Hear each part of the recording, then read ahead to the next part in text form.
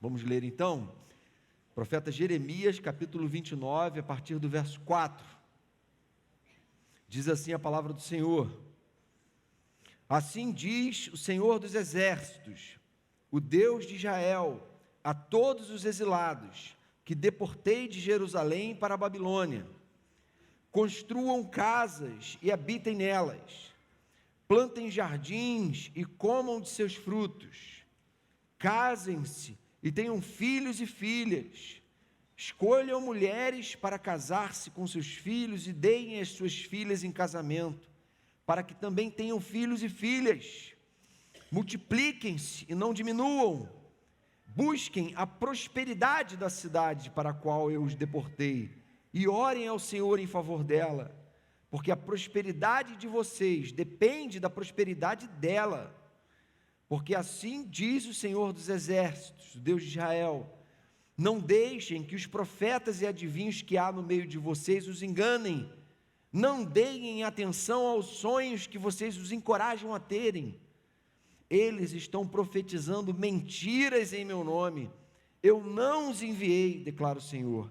Assim diz o Senhor: quando se completarem os 70 anos da Babilônia, eu cumprirei a minha promessa em favor de vocês, de trazê-los de volta para este lugar, porque sou eu que conheço os planos que tenho para vocês, diz o Senhor, planos de fazê-los prosperar e não de lhes causar dano, planos de dar-lhes esperança e um futuro.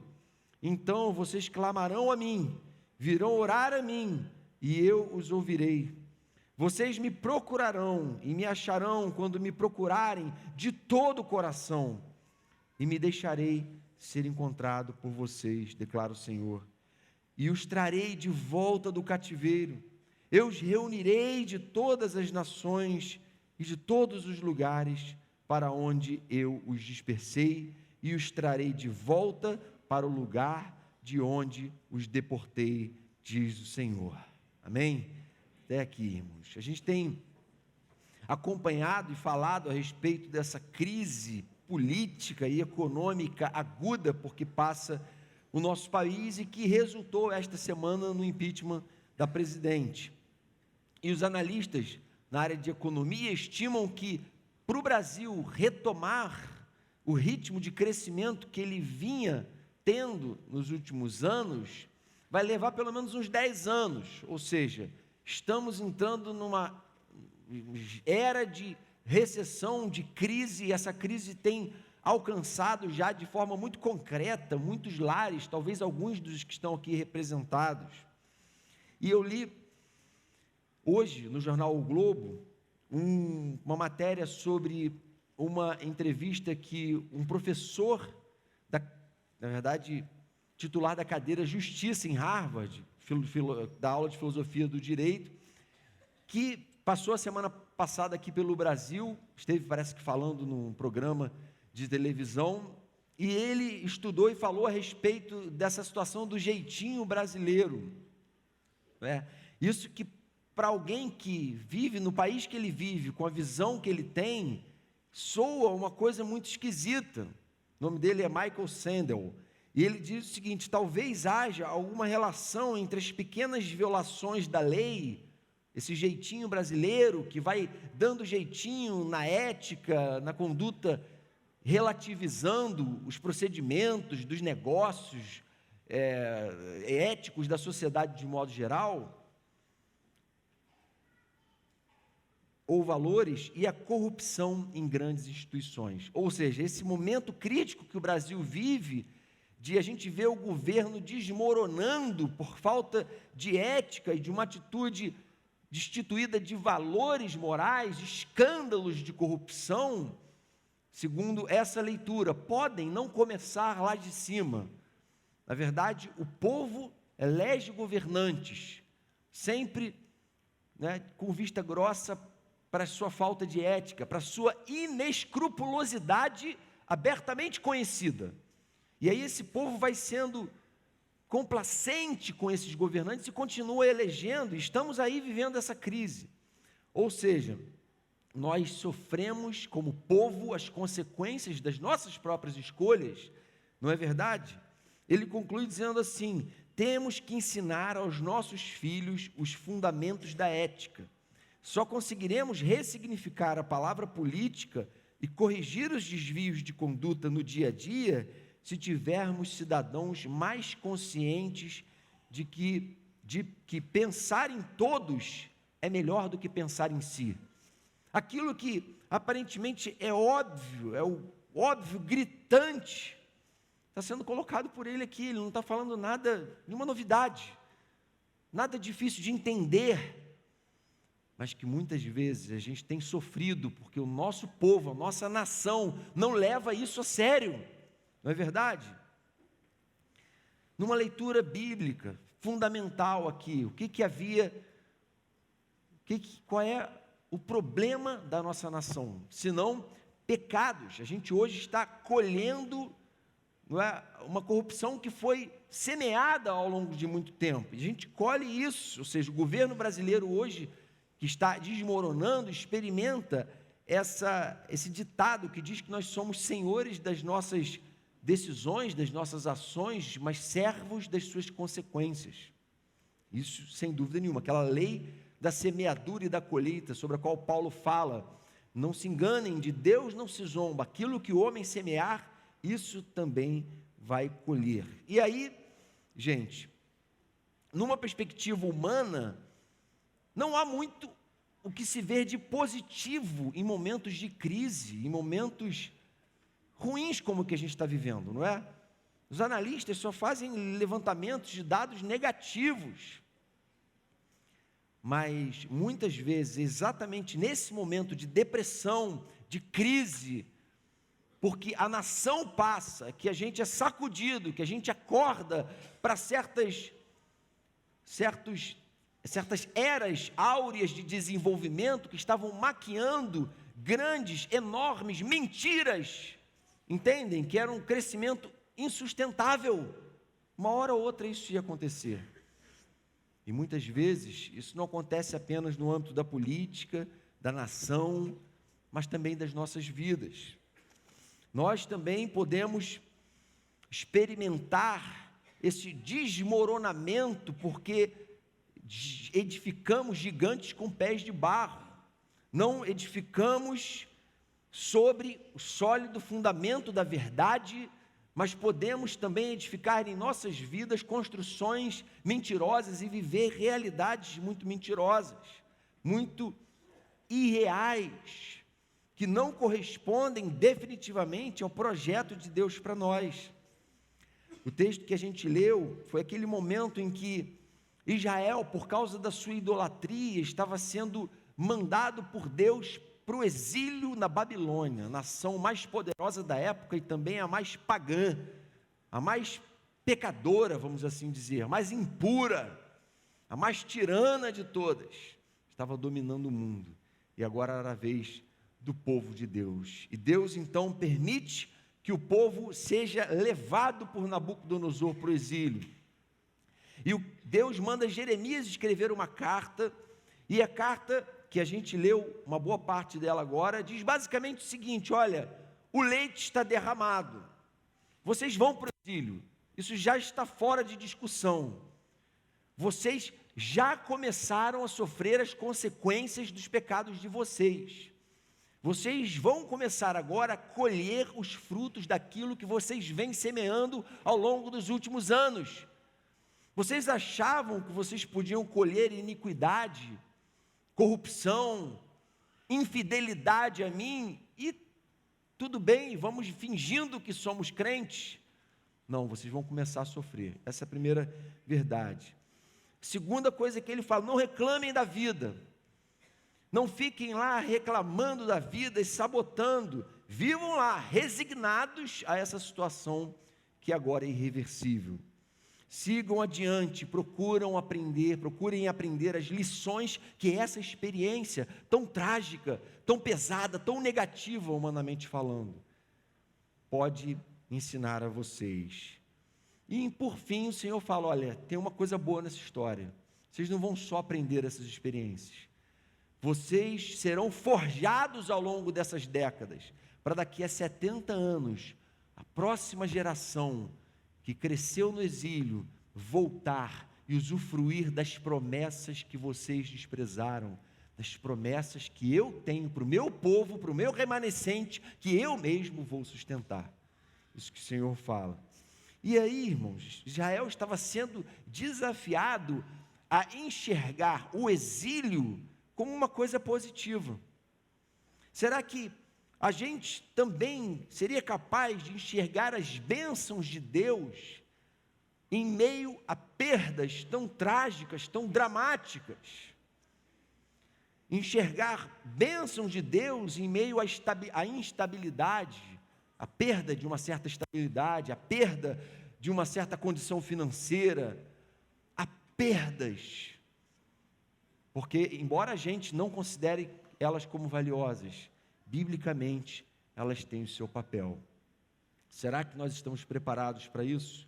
Que bênçãos seriam essas? Algumas delas eu queria que os irmãos acompanhassem na nossa meditação. A primeira delas é a bênção, que talvez seja a maior de todas, do encontro com a verdade. Nos versos 8 e 9, gente, ele fala isso. Na verdade, havia uma falsa aliança do povo com Deus. Havia uma aliança, mas o povo já não ligava mais para essa aliança. Mas nominalmente, eles viviam como se fossem nominalmente o povo da aliança. E Deus, percebendo essa incoerência, ele diz assim: olha, não deixem esses profetas que vocês estão aí elegendo sonharem ao bel prazer de vocês, profetizarem o que vocês querem ouvir, porque eles estão profetizando mentiras. A vida que vocês estão tendo em Jerusalém não é a vida que eu tenho para vocês, embora seja uma vida estável, embora vocês estejam vivendo na terra da promessa, na cidade de Davi, não é? A cidade de Deus ali, embora seja, vamos dizer assim, uma vida estável, mas essa vida aí é uma vida falsa, é uma vida que aparentemente está tudo bem, mas não está tudo bem. Eles estão profetizando mentiras em meu nome, eu não os enviei. Cuidado com a religião que você tem edificado para si, cuidado com as escolhas que você tem feito na sua teologia, na sua forma de perceber Deus, cuidado com essa vida que não se submete, que não acata a direção de Deus. E Deus então, irmãos queridos, desafia Israel. Sabe por quê? Porque para Deus não importa se você está em Jerusalém ou na Babilônia. O que importa para Deus é se você tem levado a sério a aliança que você tem com Ele ou não. Não importa se você simplesmente é membro de uma igreja evangélica, se você já passou pelo batismo, se você já tem uma formação teológica, porque já leu muitos livros de teologia, porque já leu a Bíblia de capa a capa 10 vezes. Para Deus isso não quer dizer nada, porque ainda assim você pode estar vivendo uma vida com os pés sujos pelo pecado, e uma vida totalmente longe e distante daquilo que Deus tem para você. O que Jesus falou? Se vocês permanecerem firmes na minha palavra, verdadeiramente serão meus discípulos e conhecerão a verdade, e a verdade os libertará. O religiosismo, os ritos religiosos, compromisso com a instituição, não pode te libertar. A sua teologia não pode te libertar. Mas o encontro com a verdade, essa é uma grande bênção do exílio, irmãos. É melhor viver como escravo na Babilônia, mas encarando a verdade de frente e buscando viver uma vida coerente com a verdade, do que viver uma vida aparentemente estável, tranquila, mas fundamentada na mentira, no engano a respeito de si mesmo, numa ilusão, numa irrealidade. Paulo diz que Deus age em todas as coisas para o bem daqueles que o amam. Todas as coisas inclui também as coisas ruins. Deus não age só nas coisas boas, mas em todas as coisas. Assim como em todas as coisas a gente tem que dar graça. Embora alguns distorçam esse texto. Mas a gente, muitas vezes, irmãos, se junta, ou melhor, ouve só quem a gente quer ouvir. Faz só aquilo que a gente quer fazer. E aí Paulo também em 2 Timóteo 4,3 diz que virá um tempo em que não suportarão a sã doutrina, ao contrário, sentindo coceiras nos ouvidos, juntarão mestres para si mesmos, segundo os seus próprios desejos. Mesma ideia de Jeremias, falando, gente, vocês ficam ouvindo quem vocês querem, vocês são seletivos. Vocês ouvem falsos profetas o tempo todo, achando que a voz do povo é a voz de Deus, e a voz do povo não é a voz de Deus. Jeremias foi proibido de se casar por Deus, está lá no capítulo 16, no capítulo 28 diz que ele, depois que acabou de contar uma parte da revelação de Deus para o povo, os profetas e sacerdotes de Israel queriam matar ele, e todo o povo, todos os setores da sociedade, queriam matar Jeremias, porque ele era comprometido com a verdade. E não há, segundo a palavra de Deus, liberdade verdadeira se você tenta sustentar mentiras, situações enganosas. Por exemplo, quando Paulo fala, tudo posso naquele que me fortalece, você vê boxeador colocando isso no roupão, você vê pessoas falando isso de uma forma triunfalista, como cristãos que podem tudo, que têm todo o poder.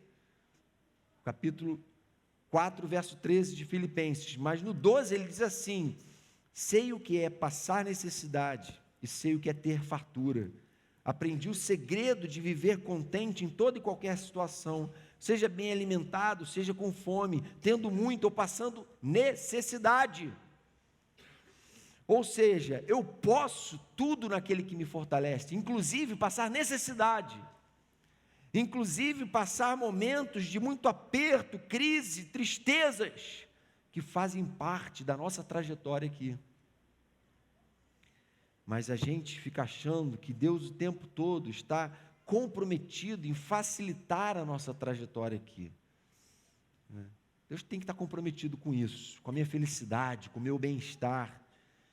Mas a verdade é que, biblicamente, Deus não está comprometido em facilitar a nossa trajetória aqui, mas em que ela seja marcada pela coerência com a verdade. É melhor ir para a Babilônia e viver lá fiel a mim, quebrantado, humilde, do que ficar em Jerusalém arrogante, prepotente, idólatra, imerso numa vida mentirosa de pecado, embora estável e cômoda. Essa é a primeira bênção que o exílio traz, que o deserto, que a luta, que a adversidade traz para a gente, um encontro com a verdade. Chega de viver mentira, e a gente precisa estar sensível a isso, porque Deus às vezes permite esses desertos, porque Ele quer que a gente tenha um encontro com a verdade. Segunda grande bênção do exílio é a bênção de ser luz no meio das trevas. Estava gostoso ali em Jerusalém, todo mundo crente, todo mundo conhecia a lei, todo mundo educado na lei do Senhor, todas as famílias ali entrosadas. E aí Deus coloca o povo dele no meio de um monte de pagão, no meio de um monte de gente impura, de um monte de gente que praticava tudo aquilo que a lei de Deus abomina. Entende? Por quê? Porque às vezes a gente acha que Deus está comprometido com a nossa comodidade, o nosso bem-estar, mas Deus quer tirar a gente da zona de conforto e levar a gente para o campo missionário. O campo missionário às vezes é um lugar adverso, é um lugar difícil. E Jeremias fala da parte de Deus, olha, vivam vida normal lá, casem-se, tenham filhos, construam casas, tudo que vocês faziam aqui, façam lá também, e mais, orem, pela prosperidade da cidade para onde eu estou levando vocês, porque a prosperidade de vocês depende dela. O problema do Brasil não é um problema com o qual eu não tenho nada a ver, não é um problema fora de mim, é o meu problema. Eu sou responsável.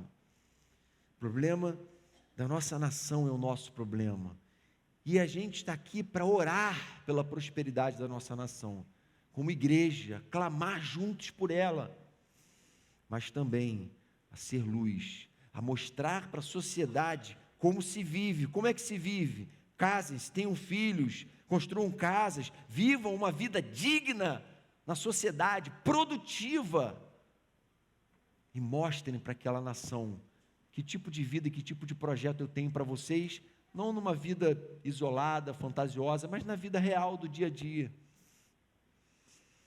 A igreja evangélica brasileira se gaba de ser aproximadamente 50% hoje, nominalmente, não é estatisticamente.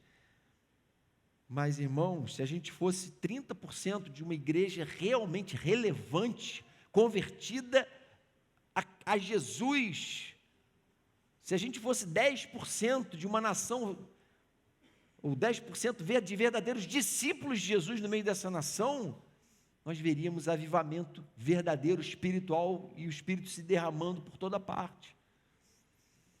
O problema é que, às vezes, a gente, sem se dar conta, está vivendo também um cristianismo nominal, que muitas vezes não é relevante, porque se não age igual ao padrão do mundo, age pior, de modo ainda mais incoerente. E aí, irmãos queridos, Deus está falando, olha, não fiquem reclamando do emprego, reclamando, isolado num sentimento mortal, afundado em toda sorte de pecados quando vocês forem para lá, mas vivam uma vida quebrantada de humildade. Aproveitem esse momento de humildade para aprenderem o que eu quero ensinar para vocês lá. Embora a gente busque a situação sempre mais cômoda, não é? A gente está lutando pela situação mais confortável possível para nós. Paradoxalmente, quando a gente tem mais conforto, é aí que a gente muitas vezes se esquece de Deus e se sente autossuficiente, e Deus então permite que a gente saia da zona de conforto e enfrente situações difíceis, porque Ele quer tirar a gente de um falso cristianismo, de uma falsa jornada cristã, onde foi que Deus forjou o povo dele antes de tornar Israel uma nação próspera em seu tempo, durante 40 anos, no deserto. Não foi na metrópole da época, foi no deserto. Deus trata com o seu povo muitas vezes assim. Onde foi que Jesus se preparou para o seu ministério durante 40 dias em jejum? No deserto. Porque Deus tem lições valiosas no deserto, no exílio, no meio da luta, no meio da adversidade, da qual a gente tanto foge com pavor, não é? Mas às vezes Deus fala, não foge não, vai lá, porque é lá que eu te quero, porque é lá que eu vou te usar, porque é lá que você vai enxergar a si mesmo à luz do outro, e vendo o que é um povo infiel a mim de verdade. É esse caminho que vocês querem adotar para vocês? Né? E Deus às vezes permite que a gente enfrente esse tipo de luta. Então não reclame do deserto, mas pergunte a Deus de que modo Ele quer te preparar para a missão em que Ele deseja usá-lo. Amém? Terceira e última bênção aqui que está clara nesse texto é a bênção de um futuro debaixo da promessa de Deus. A partir do verso 10 ele fala isso. Olha, gente, vocês vão, mas quando se completarem os 70 anos, uma das coisas mais maravilhosas da revelação de Deus, se você for ler a Bíblia, é isso. Mesmo diante das promessas de juízo mais pesadas de Deus na Bíblia, você vai ver isso em todos os profetas. No final há sempre uma promessa de bênção. O juízo de Deus, a disciplina paternal dele, nunca é uma coisa vazia, sem propósito. Sempre tem um caráter pedagógico, no sentido de fazer a gente ser atraído por ele. de a gente voltar aos braços dele. E as promessas são as seguintes: olha, vocês vão retornar daqui a 70 anos. Se o presente está comprometido, vocês podem saber que o futuro é certo. Amém? Talvez você diga assim: meu presente está comprometido. Meu presente desandou, desmoronou. Mas o nosso futuro,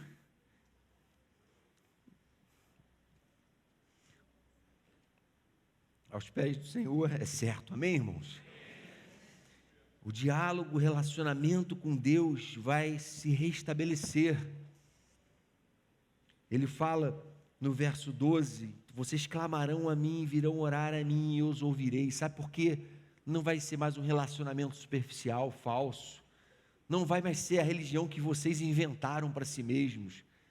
Vai ser uma redescoberta de que eu sou um Deus que quer ter um relacionamento pessoal com vocês. Não vai ser uma falsa religião, mas vai ser uma religião verdadeira. Uma religião de todo o coração, onde vocês vão me procurar e vão me achar, porque vocês vão me procurar de todo o coração. Sabe o que é procurar de todo o coração? É procurar humilde, quebrantado, vazio de si mesmo. É não procurar a Deus com empáfia, consciente de que eu já sei tudo, eu já sei o que Ele vai falar, eu já tentei tudo, não adianta nem orar, eu vou orar só porque eu sou cristão. Não, é quebrantado, com o coração vazio, porque muitas vezes Ele está nos desmontando e permitindo que certas coisas sejam desmontadas em nossa vida, para Ele reconstruir uma nova realidade segundo a sua vontade, que é boa, perfeita e agradável. Amém? Embora nossa, muitas vezes seja trágica, nos leve e nos empurre para o abismo e para o precipício. Nós podemos crer que Deus já começou a fazer isso no nosso país. Amém? Essa crise toda que a gente está vivendo, irmãos, esse filósofo de Harvard, da área de direito, diz que vê com bons olhos isso. Ele falou: olha, vocês estão diante de uma oportunidade de aproveitar isso e aprender lições que a democracia de vocês, ainda infante, não aprendeu. Ou seja, de repente, uma certa liberdade, aquilo que Paulo fala, não é? Não usem da liberdade que foi concedida a vocês para dar ocasião à carne. E muitas vezes é isso que o nosso país, na sua imaturidade, fez. Não sabe ainda usar essa liberdade que a democracia traz, e com a liberdade deixa entrar todo tipo de sujeira. Mas quando a gente se depara com as consequências trágicas, a gente pode se afundar até o fim, ou a gente pode começar um processo de reconstrução, e a gente tem que orar junto com a igreja, para que esse seja o momento real do nosso país, um momento de reinício, não mais reinício a uma era passada, áurea, seja ela qual for, mas reinício a uma realidade ainda mais madura, da qual a gente vai desfrutar em breve. Amém? Nós podemos crer que há certos projetos pessoais que edificamos, que Deus tem nos chamado a demolir, por não condizerem com a relação dele conosco. Há relações profissionais que estão passando por desertos, e às vezes Deus está só usando isso para te fazer santificar a sua relação com a sua profissão, com o seu trabalho, com o seu meio de ganhar a vida. Casamentos que estão passando por exílios existenciais, destruídos pelo poder do pecado, para os quais só Deus tem a solução. Amém?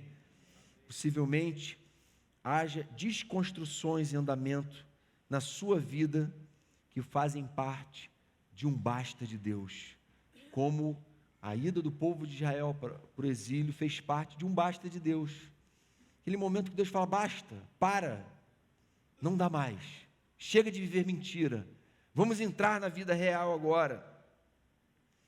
Algumas últimas aplicações aqui, irmãos, para a gente encerrar. A primeira aplicação que eu queria que você guardasse: para Deus não importa se você está em Jerusalém ou na Babilônia, mas se você tem vivido segundo a aliança que Ele fez com você. Nunca se esqueça disso. Para Deus não importa se você está estável, está bem na fita, está próspero, está mandando ver. Para Ele isso não quer dizer nada. A preocupação dele é se você está sendo fiel a Ele, a aliança que você tem com Ele, a palavra dele em que você diz crer até o fim e até a morte. Segunda aplicação, Deus não está tão comprometido em facilitar a nossa trajetória aqui, quanto em que ela seja marcada pela coerência com a sua palavra. Ou seja, Ele não vai facilitar o caminho, não.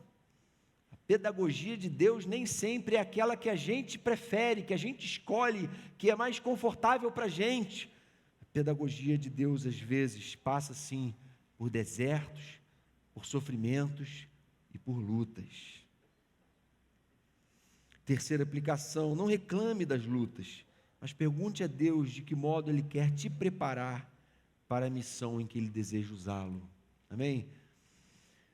As lutas têm que ser vistas por nós como um momento de Deus preparar a gente para alguma coisa. Se todas as coisas cooperam para o bem daqueles que amam a Deus, nada vai ser desperdiçado na minha vida, nem mesmo as piores experiências, as mais duras de se enfrentar, até elas vão ser transformadas em bênção na minha vida.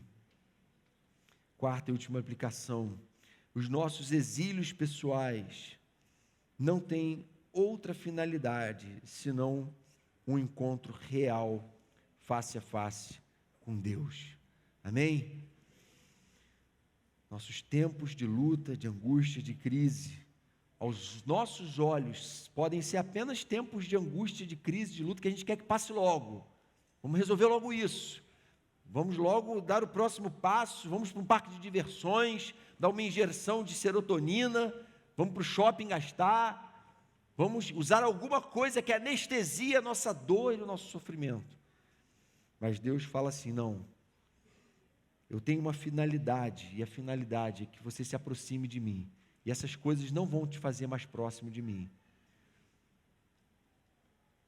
Senhor querido, queremos colocar a nossa vida diante do Senhor, momento que a nossa nação tem vivido, momento de crise, Pai, e queremos que seja um momento de transformação na estrutura da nossa sociedade, nos esquemas políticos que se estabelecem, deturpados pelo pecado, corrompidos na raiz. Te pedimos que o Senhor tenha misericórdia desse momento que a nação vive, e que o Senhor nos faça de fato viver novidade de vida nessa questão, Pai.